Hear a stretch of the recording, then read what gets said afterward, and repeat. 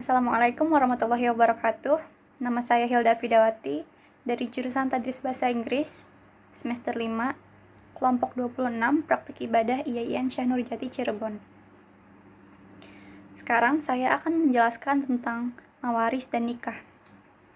Waris adalah berpindahnya kepemilikan harta dari seseorang yang meninggal kepada ahli warisnya. Adapun ahli waris dari laki-laki adalah yang pertama anak laki-laki, yang kedua cucu laki-laki, dan seterusnya ke bawah, yang ketiga ayah, yang keempat kakek, dan seterusnya ke atas, yang kelima saudara laki-laki, yang keenam anak laki-laki dari saudara laki-laki, yang ketujuh paman, yang kedelapan anak laki-laki dari paman, yang kesembilan suami, dan yang kesepuluh bekas budak laki-laki yang dimerdekakan. Adapun ahli waris dari perempuan ada 7. Yang pertama, anak perempuan. Yang kedua, anak perempuan dari anak laki-laki, dan seterusnya ke bawah. Yang ketiga, ibu. Yang keempat, nenek, dan seterusnya ke atas. Yang kelima, saudara perempuan. Yang keenam, istri. Yang ketujuh, budak perempuan yang dimerdekakan.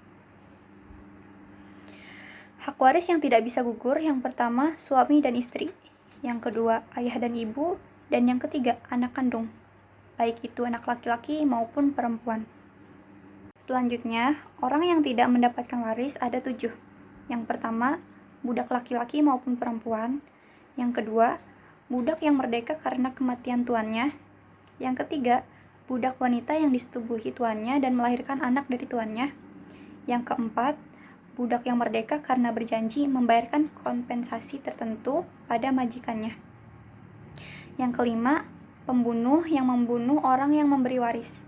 Yang keenam, orang yang murtad. Dan terakhir, berbeda agama. Selain waris, ada juga wasiat. Perbedaannya adalah wasiat adalah pemberian sesuatu dari seseorang kepada orang lain ketika dia masih hidup dengan niat sedekah. Akan tetapi penyerahannya dilakukan ketika setelah meninggal dunia. Sebagai contoh, ketika orang tua sebelum wafat mengumpulkan semua anak-anaknya dan mengatakan, nanti jika bapak meninggal dunia, tolong berikan sebagian harta bapak untuk masjid samping ya. Nah, yang seperti ini merupakan contoh dari wasiat. Sebagai anak yang diwasiati orang tuanya, maka hukumnya wajib untuk menjalankan wasiat itu. Dan apabila orang tua hendak berwasiat sesuatu kepada anaknya, sebaiknya menghadirkan beberapa saksi dari anak-anaknya atau orang lain juga.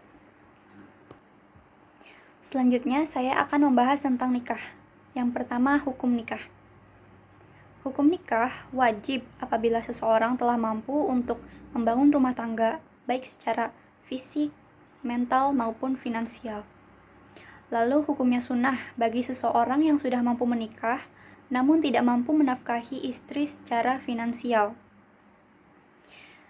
Selain itu, hukumnya makruh apabila seseorang akan menikah tetapi tidak berniat memiliki anak, dan tidak memiliki kemampuan menafkahi istri dan keluarganya. Hukumnya mubah apabila seseorang yang menikah dengan tujuan hanya untuk memenuhi syahwatnya saja atau untuk bersenang-senang. Lalu, hukum menikah juga bisa menjadi haram apabila seseorang tidak memiliki kemampuan untuk menafkahi istrinya secara lahir dan batin. Haram juga apabila pernikahan yang dilakukan dengan maksud untuk menganiaya, menyakiti, dan menelantarkan pasangannya. Selain itu, pernikahan juga diharamkan jika syarat sah dan kewajiban tidak terpenuhi bahkan dilanggar. Kemudian, syarat sah nikah dalam Islam. Yang pertama, ada calon mempelai laki-laki dan perempuan. Yang kedua, ada wali untuk mempelai perempuan. Yang ketiga, ada saksi dari kedua belah pihak. Yang keempat, ada mahar. Dan yang terakhir, ijab dan qabul. Terakhir yaitu rukun sah nikah dalam Islam. Yang pertama, mempelai pria dan wanita sama-sama beragama Islam. Yang kedua, mempelai laki-laki tidak termasuk mahram bagi calon istri. Yang ketiga, Wali akad nikah dari perempuan bersedia menjadi wali. Yang keempat, kedua mempelai tidak dalam kondisi sedang ihram. Dan yang terakhir, pernikahan berlangsung tanpa paksaan. Itu saja yang dapat saya sampaikan. Terima kasih. Wassalamualaikum warahmatullahi wabarakatuh.